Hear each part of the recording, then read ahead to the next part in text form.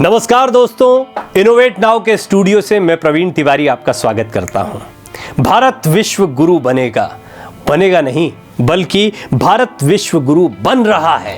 Software technology के मामले में भारत ने सचमुच वो मकाम हासिल कर लिया है जो दुनिया का कोई देश हासिल नहीं कर पाया है। किस तरह से सॉफ्टवेयर टेक्नोलॉजी के मामले में हम दुनिया में लीड कर रहे हैं और कैसे software technology park of India इसके लिए स्टार्टअप्स की मदद कर रहा है, इस पर बातचीत करने के लिए STPI यानी software technology park of India के डायरेक्टर जनरल डॉक्टर ओंकार राय मेरे साथ जुड़ रहे हैं। डॉक्टर राय, सबसे पहले इनोवेट नाउ पर आपका बहुत बहुत स्वागत है। बहुत बहुत धन्यवाद, आपने मुझे अवसर दिया। डॉक्टर राय, इसमें कोई दो राय नहीं है कि STPI ने एक बहुत ही अहम भूमिका निभाई है, लेकिन मैं ये भी जानना चाहूँगा और दरअसल जो दर्शक इस वक्त आपको देख रहे हैं वो भी जानना चाहेंगे कि STPI जब सिनेरियो में आया उसके बाद सॉफ्टवेयर टेक्नोलॉजी ने किस तरह से ग्रोथ पाई है, यानी पहले क्या स्थिति थी और आज भारत में सॉफ्टवेयर टेक्नोलॉजी को लेकर क्या स्थिति है वो भी बताएं, और STPI ने इसमें कैसे मदद की है। वर्ष 1991 में STPI की स्थापना हुई थी। 7 सेंटर थे हमारे देश में, अब हमारे 60 सेंटर हैं जी। उसमें 52 सेंटर जो है देश के छोटे छोटे शहरों में है।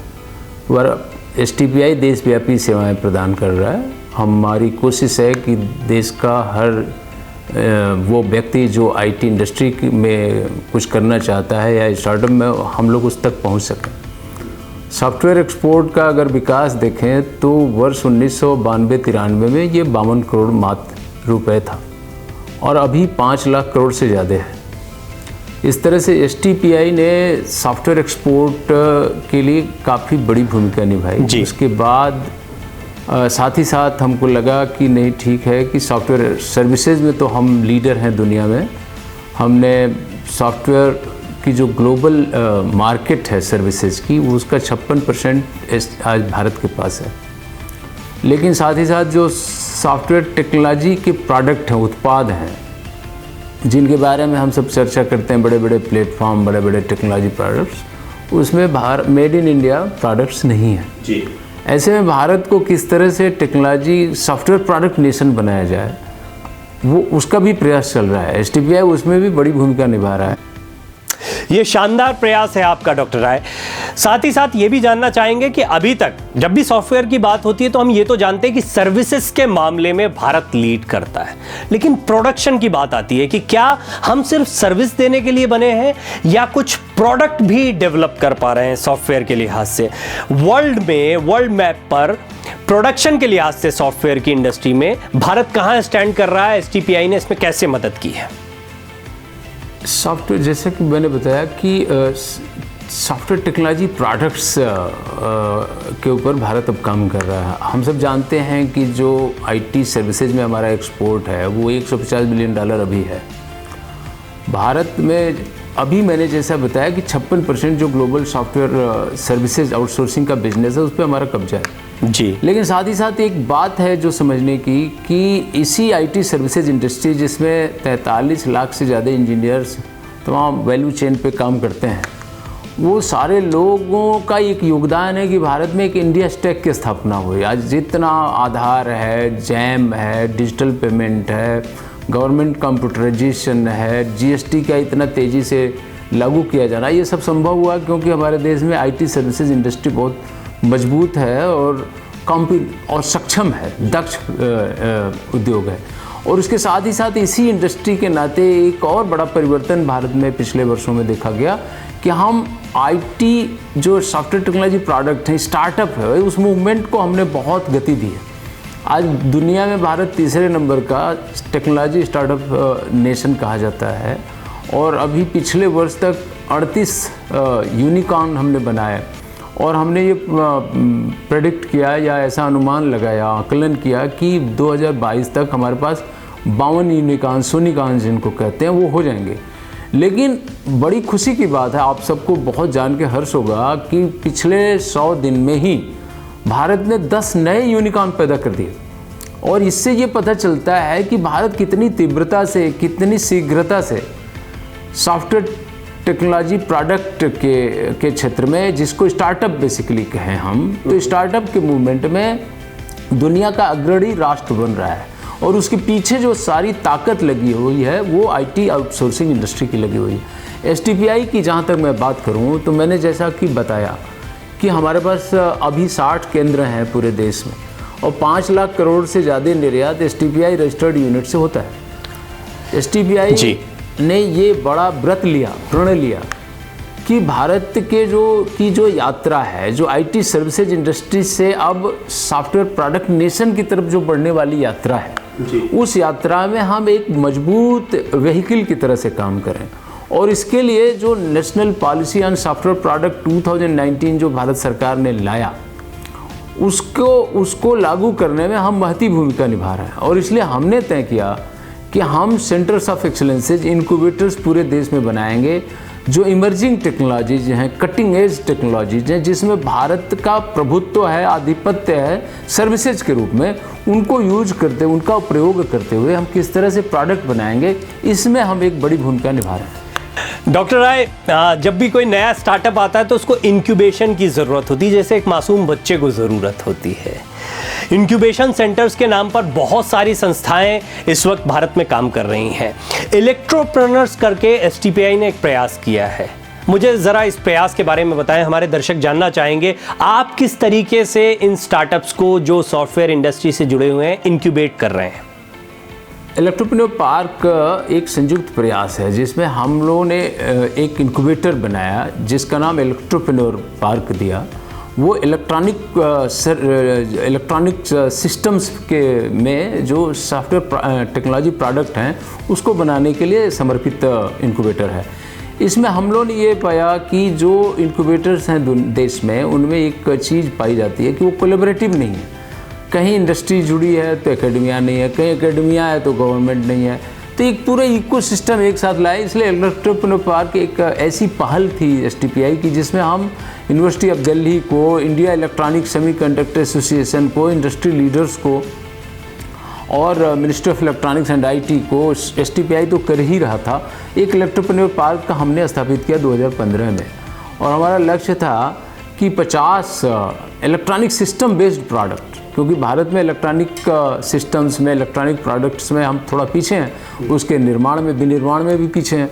और इसलिए उस समय हमारा जो फोकस था कि हम कोलैबोरेटिव तरीके से इंक्यूबेटर बना करके और टेक्नोलॉजी, इलेक्ट्रॉनिक सिस्टम के क्षेत्र में टेक्नोलॉजी प्रोडक्ट बनाया। और ये दिल्ली यूनिवर्सिटी में हमने स्थापित किया और वो एक बहुत ही आदर्श ढंग से चल रहा है, जिसमें 44 प्रोडक्ट अब तक स्टार्टअप आ चुके हैं। करीब 15 पेटेंट ऑलरेडी पहले से ही दाखिल किए जा चुके हैं, बाकी दाखिल हो रहे हैं। और ये कि इस प्रयास से हमने बहुत कुछ सीखा है और इस सीख को आगे बढ़ाते हुए हमने अभी 13 और centre of excellence emerging technology में पूरे भारत में स्थापित कर दिया और 12 आगे हम 1 साल के अंदर बनाने जा रहे हैं। मैं आपको बताऊं कि जो हमने सेंटर ऑफ एक्सीलेंस बनाए हैं वो सारे के सारे कोलैबोरेटिव हैं। सारे जो सेंटर ऑफ एक्सीलेंसेज इंक्यूबेटर्स हैं उनकी लीडरशिप इंडस्ट्री लीडर्स के हाथ में, वेटरन्स के हाथ में। ये वो लोग उसको लीड कर रहे, नेतृत्व तो दे रहे हैं जो लोग इंडस्ट्री बड़ी बड़ी भारत में खड़ी की है जी। ऐसे में तमाम वो क्षेत्र हैं जैसे वर्चुअल रियलिटी है, augmented reality, artificial intelligence, medical technology, financial technology, autonomous, connected, electric and shared vehicle, इस तरह की जितनी इमर्जिंग टेक्नोलॉजी उन पर केंद्रित हमारा 13 इंक्यूबेटर सेंटर ऑफ एक्सीलेंस पहले से ही चल रहा है। डॉक्टर राय, कई युवाओं के जहन में बहुत सारे आइडियाज़ होते हैं और वो ये जानना चाहते हैं कि कैसे इस आइडिया को आगे बढ़ाया जाए। किस तरीके से आप उनकी मदद कर रहे हैं, कैसे ऐसे युवाओं तक पहुंच रहे हैं, उनकी क्या मदद एसटीपीआई कर पा रहा है कि वो अपने आइडियाज़ को चरितार्थ कर पाएँ, मूर्त रूप दे पाएँ? बिल्कुल, हमारा जो है पूरा एक आउटरीच प्रोग्राम चलता है। हम कैंपसेज में ये बात बताते हैं, स्टार्टअप इकोसिस्टम है उसमें ये बात बड़े पैमाने पे जागरूकता पैदा की जाती है, इस बात को बहुत प्रचारित किया जाता है। हमारा अपना वेबसाइट है, सारे जो सेंटर ऑफ एक्सीलेंस हैं उनकी अपनी खुद की वेबसाइट है, उनका खुद का अपना सोशल मीडिया हैंडल है, उन सबसे हम लोगों तक प्रचार प्रसार करते हैं, उसका पूरा विज्ञापन देते हैं, एडवर्टीजमेंट होता है और उस माध्यम से हम एक जो स्टार्टअप सिलेक्शन प्रोसेस शुरू करते हैं उसमें कोई भी भागीदार बन सकता है। वैसे तो जो हमारे सेंटर ऑफ एक्सीलेंस जिसमें हमने स्क्रीनिंग प्रोसेस या जिसको हम कहते हैं चैलेंज प्रोग्राम्स जो चलाए हैं वो लॉकडाउन के समय में ही चलाया, और वो इतनी सफलतापूर्वक चला कि उसको उस क्षेत्र में जागरूकता, उत्सुकता रखने वाले लोग, रुचि रखने वाले लोगों तक कि हम पहुंच पाए, और इसी के नाते एक बड़े पैमाने पे एक सेंसिटाइजेशन पैदा हुआ, एक लोगों में उसके लिए जागरूकता पैदा हुई। और हमारी जो सेंटर ऑफ एक्सीलेंसेज के लिए जो स्क्रीनिंग प्रोसेस है वो सफल रहा है। साथ ही साथ हमने एक नेक्स्ट जनरेशन इंक्यूबेशन स्कीम अभी हमने लॉन्च किया था। उसमें बड़े पैमाने पर देश के छोटे शहरों के छात्र छात्राएँ उसमें भाग ले सकें, वो ऐसा एक हमारा प्रयास था, और इस प्रयास में हम काफ़ी सफल रहे हैं, हम लोगों तक पहुंच पाए हैं। और वो सारे लोग हमारे स्क्रीनिंग अभी 1 से 11 हमने सेलेक्ट किया, और उसमें से 42 को फाइनली हमने अपने NGIS प्रोग्राम के लिए चुना है, जो देश के छोटे शहरों 12 छोटे शहरों में अभी हमारे साथ काम करेंगे। तो हम एक व्यापक पैमाने पे तरीके से हम जागरूकता पैदा कर रहे हैं, लोगों तक जा रहे हैं, और जो युवा छात्र छात्रा या कोई भी ऐसा व्यक्ति जिसके मन में कोई ऐसा आइडिया हो, वो हमारे निकटस्थ STPI केंद्र पे जा सकता है, हमारी वेबसाइट को विजिट कर सकता है, अपना इंटरेस्ट दिखा सकता है, या ऐसी जो घोषणाएं जो हम लगातार करते रहते हैं उन पे एक ध्यान रख सकता है और उस पूरे प्रयास से जुड़ सकता है। हमारे साथ ही और भी बहुत सारे देश के में जो सरकारी संस्थान हैं या गैर सरकारी संस्थान हैं, वो लोग भी स्टार्टअप प्रमोशन में लगे हुए हैं, और उनके भी अपने प्रोग्राम हैं। हमको लगता है इस देश में अगर भारत के किसी छात्र छात्रा के मन में या किसी उद्यमी के मन में कोई सपना है, कोई आइडिया है, तो आज भारत उनके सपनों को उड़ान देने के लिए, उनके सपनों को वास्तविकता में बदलने की पूरी आधारभूत संरचना भारत में उपलब्ध करा रहा है।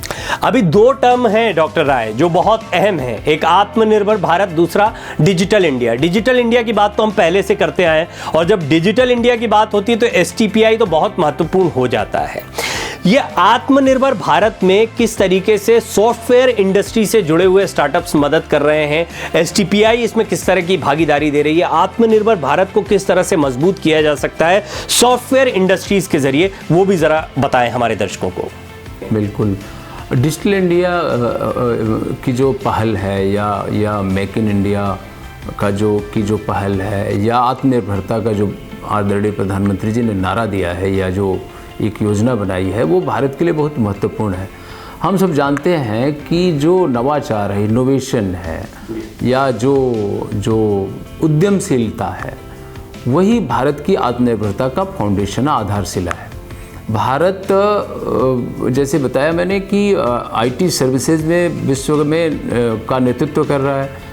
स्टार्टअप मूवमेंट, आपको अभी मैंने बताया कि कितना तेज़ी से टेक्नोलॉजी के स्टार्टअप इकोसिस्टम में हम बहुत तेज़ी से, तीव्रता से आगे बढ़ रहे हैं, क्योंकि हमारे पास एक IT सर्विसेज में काम करने वाली टैलेंट पूल हमारे पास पहले से मौजूद है। जैसे ही हम कोई आइडिया बनाते हैं, उसको वो कन्वर्ट करने में हम इस पूरी संरचना का इस्तेमाल कर लेते हैं। और इसलिए आत्मनिर्भरता के लिए मैंने बताया कि इनोवेशन बेस्ड इकोसिस्टम, उद्यमशीलता का जो पूरा आंदोलन है, वो उसमें काम आने वाला है।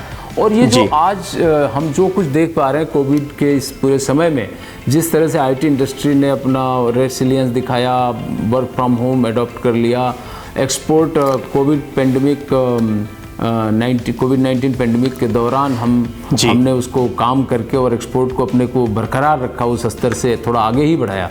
और इसलिए पूरे देश में जो एक पूरी आधारभूत संरचना है, जो स्टार्टअप इकोसिस्टम है, जो इनोवेटिव प्रोडक्ट्स हैं, वही आगे हमें आत्मनिर्भर बनाएंगे। क्योंकि आत्मनिर्भरता के लिए बहुत ज़रूरी है कि हम आइडिएशन करें, हम सोचें, हम जरा सोच विचार करें, उस तरह की टेक्नोलॉजी प्रोडक्ट करें। हमारे देश का हर छात्र और छात्रा, हर व्यक्ति देश के विकास में खुद योगदान करे, उद्यमशीलता के माध्यम से योगदान करे, तब कहीं जाके हम जो आत्मनिर्भरता का सपना है पूरा करेंगे। इसमें कोई दो राय नहीं कि आत्मनिर्भर भारत के लिए ये जो डिजिटल इंडिया का सपना है, इसको पूरा करने के लिए STPI बड़ी महत्वपूर्ण भूमिका निभा सकती है। लेकिन इन स्टार्टअप की डॉक्टर राय सबसे पहली चिंता ये फंडिंग कहाँ से आएगी, पैसा कहाँ से आएगा। आप क्या मदद करते हैं, कितनी मदद कर पाते हैं, और कैसे इस मदद को हासिल करने के लिए स्टार्टअप्स आगे आए, उस पर भी ज़रा रोशनी डालें। थोड़ा जो युवा आपको सुन रहे हैं उनको बताएं कि क्या मदद, कितनी मदद आप कर पाते हैं फिनेंशियली। जैसे कि मैंने बताया कि एक हमारा जो प्रोग्राम है नेक्स्ट जनरेशन इंक्यूबेशन स्कीम, जो अभी उसका पहला चरण हमने ख़त्म किया है, उसमें हम लोग 25 लाख रुपए तक का सीड कैपिटल दे रहे हैं। उसके एक फाउंडर को 6 महीने के लिए हम 10,000 रुपये प्रति माह का एक इंटर्नशिप ग्रांट दे रहे हैं। साथ ही साथ ये टियर 2 एंड टियर 3 शहरों में लागू है ये स्कीम। जो हमारे इंक्यूबेटर्स हैं, जो सेंटर ऑफ एक्सीलेंस हैं, वो एक हमने सीड कैपिटल कहीं अलग से नहीं रखा है, लेकिन अगर इंक्यूबेटर के पास सरप्लस फंड है या अगर उसको लगता है कि किसी इंक्यूबेटी या किसी स्टार्टअप में ऐसा इन्वेस्टमेंट सीड कैपिटल का करना ज़रूरी है, तो वो स्थानीय स्तर पे उसकी जो समिति है वो विचार करके कर सकती है। साथ ही साथ मैं बताऊंगा इस पूरे देश में जैसे कि एमएसएमई मिनिस्ट्री है या मिनिस्ट्री ऑफ साइंस टेक्नोलॉजी, उसके अंदर काफ़ी सीड कैपिटल का प्रावधान है, उनका अपना इकोसिस्टम है। नीति आयोग ने भी जो अटल इनोवेशन मिशन चलाया है उसको पूरे देश में तमाम शिक्षण संस्थानों, उद्योगों को उन्होंने ये दिया है सेंटर, अटल इनोवेशन सेंटर दिया है। उस सेंटर में भी एक प्रावधान है कि वो अपना सीड कैपिटल में या इक्विटी में उसको कन्वर्ट करके उस फंडिंग को, ग्रांट को कन्वर्ट करके दे सकते हैं। लेकिन मैं इससे भी महत्वपूर्ण ये कहना चाहूँगा कि जो पूरा टेक्नोलॉजी स्टार्टअप इकोसिस्टम है उसने ये सिद्ध किया है अपने पुराने जो परिणाम आए हैं, जो रिजल्ट आए हैं उसके माध्यम से, कि ये सीड कैपिटल उनकी उद्यमिता के रास्ते में बाधा नहीं है। क्योंकि जिस तरह का पूरी दुनिया में जो स्टार्टअप इकोसिस्टम में जो लोग रुचि रखते हैं वो इस तरह के आइडिया बेस्ड स्टार्टअप्स की तलाश में रहते हैं, और अगर उनकी आइडिया में, उनके उस विचार में, उस प्रस्ताव में कोई भी दम है तो ये कैपिटल अभी कोई समस्या नहीं रही। क्योंकि वैसे भी पिछले साल में ही हमने करीब $15 बिलियन से ज़्यादा स्टार्टअप टेक्नोलॉजी स्टार्टअप इकोसिस्टम में हमने निवेश देखा है। और हर रोज़ हम अखबारों में पढ़ते हैं कि एक यूनिकॉर्न, पिछले 100 दिनों में 10 यूनिकॉर्न्स बने हैं, उनका वैल्यूएशन $1000 मिलियन का है। और इतनी बड़ी जो वैभव, इतनी बड़ी संपदा एक स्टार्टअप जो क्रिएट कर रहा है, जो अब बढ़ करके हमारे करीब 48 स्टार्टअप जो 48 यूनिकॉर्न्स इस देश में बन गए हैं और आगे बनते जा रहे हैं। जो अभी तक का यूनिकॉर्न्स के पहले का जो हमारा पूरा इकोसिस्टम, अगर उसका हम वैल्यूएशन देखें तो वो करीब $55 बिलियन से अधिक हो गया है।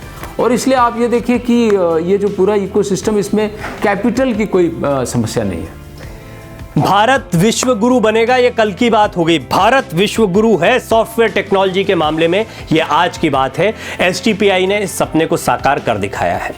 यदि आप सॉफ्टवेयर टेक्नोलॉजी से जुड़े हुए हैं तो ज़रूर STPI की वेबसाइट को विजिट करें और आपको बहुत शानदार जानकारियां और अपने लिए बहुत फ़ायदे की बातें मिलेंगी। डॉक्टर राय, आपने कई सारी जानकारियां दी हैं। इस बातचीत को हम आगे भी जारी रखेंगे, आपसे कुछ और जानकारियां लेते रहेंगे और सॉफ्टवेयर इंडस्ट्री से जुड़े हुए तमाम स्टार्टअप्स को इस मंच के जरिए हम आपसे जोड़ेंगे। आपने हमें समय दिया, अपने बहुमूल्य समय के लिए आपका हृदय से आभार। बहुत बहुत धन्यवाद। बहुत बहुत धन्यवाद अवसर के लिए, लोगों तक अपनी बात रखने के लिए। नमस्कार। हमें उम्मीद है आपको हमारा कंटेंट पसंद आता है। अपने सुझाव जरूर हमसे साझा करें और चैनल को लाइक और सब्सक्राइब करना न भूलें। साथ ही साथ अपने मित्रों से भी इन वीडियोस को साझा करें।